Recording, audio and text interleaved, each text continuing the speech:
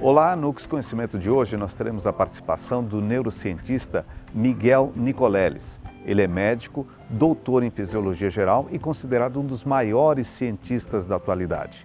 Nicoleles nos falará sobre a interface cérebro-máquina, o projeto Andar de Novo e a ciência nos dias de hoje.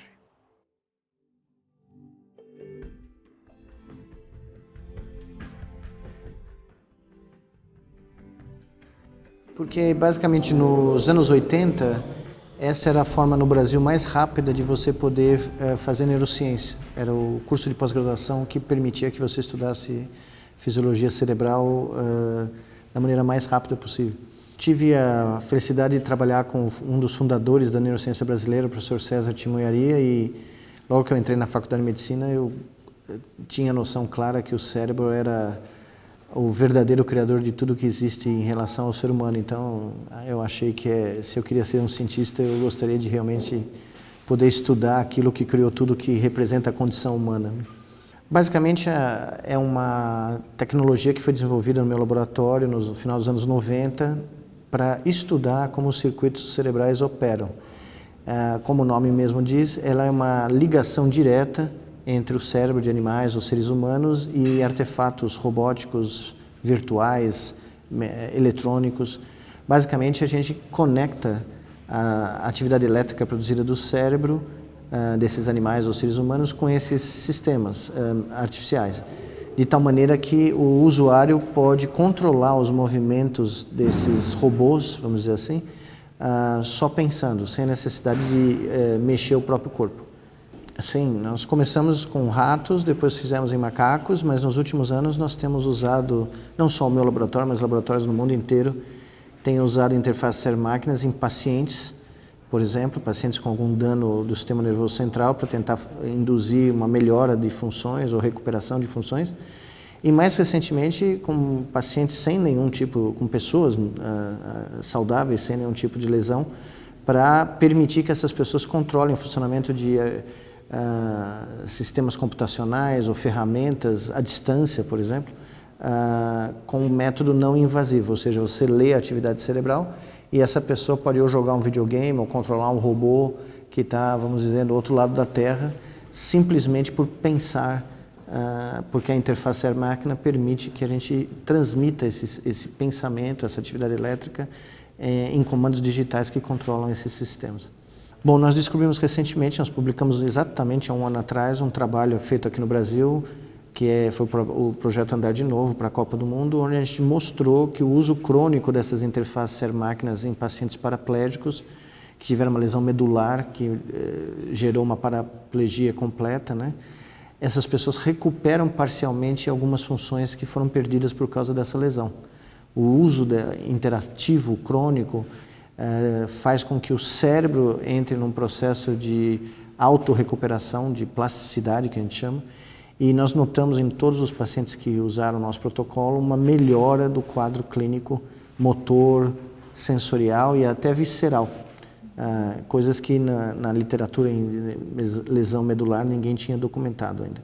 A ASDAP, ela surgiu do meu desejo quando eu comecei a voltar ao Brasil em 2003, de criar uma infraestrutura científica no Brasil que pudesse trazer a neurociência de ponta para ser feita aqui no nosso país, mas também que tivesse uma missão social, ou seja, que a ciência pudesse se transformar num agente de transformação social de uma comunidade. Para isso, a ASDAP foi a criadora do Instituto Internacional de Neurociências Edmond e Lili Safra, no Rio Grande do Norte, na periferia de Natal, onde nós criamos um campus chamado Campus do Cérebro, onde nós temos não só área de pesquisa em neurociência, mas também escolas para crianças, né, da região, escolas de educação científica, e uma clínica materno-infantil, onde a gente faz o pré-natal de 12 mil mulheres da região por ano, que são as mães dos nossos futuros alunos, né? Então nós criamos o primeiro projeto educacional no mundo, que começa no pré-natal da mãe do aluno e vai até o pós-doutorado.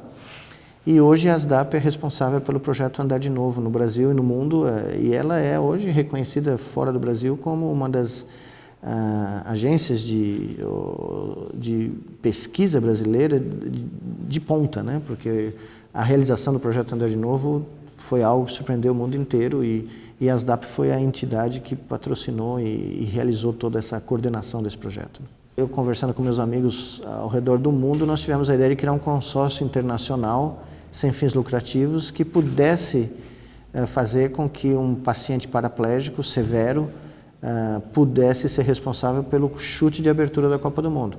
E aí que surgiu a ideia de criar o primeiro exoesqueleto robótico de corpo inteiro que é controlado pela mente e que permitisse a esse paciente imaginar o chute na cabeça dele primeiro e comandar só com o pensamento esse exo para que ele pudesse chutar a bola e demonstrar para o mundo inteiro que essa porta foi aberta, né? E foi aberta no Brasil, acima de tudo, né? E ambas as mensagens foram transmitidas para o mundo todo, né? Que você também pode fazer ciência de como gente grande no Brasil, ciência que pode ter impacto no mundo inteiro. Esse processo teve duração de 30 anos, né? Porque desde que eu me formei e comecei a cogitar de estudar circuitos neurais, tudo isso que se passou contribuiu para que essa ideia pudesse ser formulada, né, em 2009. Mas só o trâmite burocrático aqui no Brasil levou 2 anos e meio. Quando nós tivemos a decisão que podia ser feito, faltavam 18 meses para a Copa do Mundo. Nós não tínhamos um paciente, não tínhamos um exoesqueleto, não tínhamos um laboratório, não tínhamos nada, né?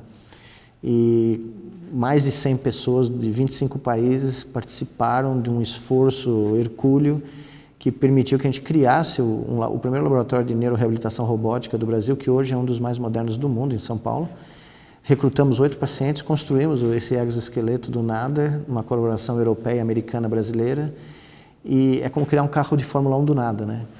E o mais divertido é que o carro de Fórmula 1 andou sob o comando de um cérebro que fala português, né? Não fala inglês, não fala francês, não fala alemão, fala português.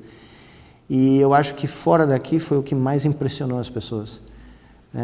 No Brasil é muito difícil impressionar as pessoas porque o cinismo é muito grande aqui, mas fora do Brasil o que mais emocionou as pessoas é que foi algo feito aqui, num país que nunca foi associado com ciência de ponta, e que foi um brasileiro, um jovem brasileiro paralisado por quase 10 anos, que foi responsável por um ato de emancipação que serviu de exemplo para centenas de milhões de pessoas no mundo que vivem com algum tipo de desabilidade neurológica, né? O projeto continuou, nós continuamos não só com os 8 pacientes originais, mas nós ampliamos para 20 pacientes, reproduzimos os resultados originais e temos agora a ambição de expandir para o mundo todo, né? Nós estamos conversando com parceiros do mundo inteiro para levar o protocolo que foi desenvolvido para a Copa do Mundo, para treinar pacientes nesse protocolo em vários lugares do mundo para criar um dos maiores estudos clínicos em paraplegia da história, né? Bom, não tem comparação, né? Não dá para comparar, né? Apesar de que hoje os Estados Unidos vivem a maior crise de financiamento científico da sua história. Eu estou há 30 anos nos Estados Unidos, nunca vi nada igual. A conjuntura do novo governo americano é dramático o efeito. A gente tem talvez a pior crise da história da ciência americana nos últimos 60 anos, mas evidentemente você está falando de uma sociedade que muito cedo, no final do século XIX, decidiu que a ciência seria o seu passaporte para transformar o seu país numa potência econômica, né? Então é muito difícil você competir com uma visão de sociedade que tem como ponto de vista a construção de uma nação e contra um país onde os esforços científicos são esforços heróicos de pessoas brilhantes, mas que não têm um agregado de um projeto de nação. O Brasil nunca teve um projeto de nação e, pelo visto, vai demorar muito para ter. Então, é muito difícil você fazer essa comparação. Talento humano, não há dúvida nenhuma que nós temos tanto quanto ou melhor do que qualquer outro país do mundo. Eu não tenho a menor dúvida disso. O que nós não temos é o propósito, a determinação, a coragem e a organização necessária para ter um projeto nacional científico, né? Mas essa é uma opção da sociedade brasileira, que se omite em relação aos seus dirigentes não fazerem isso, né? A sociedade americana, anos atrás, décadas atrás, exigiu que isso fosse feito diferente, né? Eu acho que os desafios na ciência no mundo atualmente é convencer a sociedade mundial que ela serve para alguma coisa. Porque boa parte da sociedade no mundo tem dúvida se vale a pena gastar dinheiro com ciência. E eu acho que o drama dos cientistas no mundo todo é sair dos seus laboratórios sair das suas catedrais de marfim e descer no nível da sociedade e explicar por que a ciência é importante. Por que ela é relevante, por que ela tem chance de trazer o bem comum para milhões de pessoas no mundo afora. E por que ela é melhor do que outras alternativas que são postas em pé de igualdade ou hoje em dia até mais relevância. Porque a sociedade, não só aqui, né, no mundo inteiro hoje, eu vejo, ela pela precariedade do processo de educação científica que existe no mundo inteiro, a sociedade está perdendo esse vínculo com a ciência. E eu acho que hoje em dia talvez seja a missão mais importante no cientista moderno, é comunicar qual é a relevância daquilo que ele faz. O meu orientador dizia o seguinte, né, porque tem tanta empáfia, tanta arrogância no meio acadêmico, ele dizia o seguinte, se você não conseguir explicar para o pipoqueiro do estádio de futebol o que você faz como cientista, o que você faz não tem relevância nenhuma. E eu aprendi desde cedo que é muito importante traduzir para o pipoqueiro do estádio o que você faz, né? E ouvir o feedback dele. E ultimamente, toda vez que eu falo com o pipoqueiro se sente maravilhado e me dá boas ideias do que fazer. Então, eu acho que é muito importante que a gente desça desse nosso salto alto, né, acadêmico e dialogue com a sociedade, porque afinal de contas é ela que paga a conta, né? O UX Conhecimento de hoje fica por aqui. Você pode nos acompanhar nas nossas redes sociais ou no nosso site, uxtv.com.br. Até a próxima!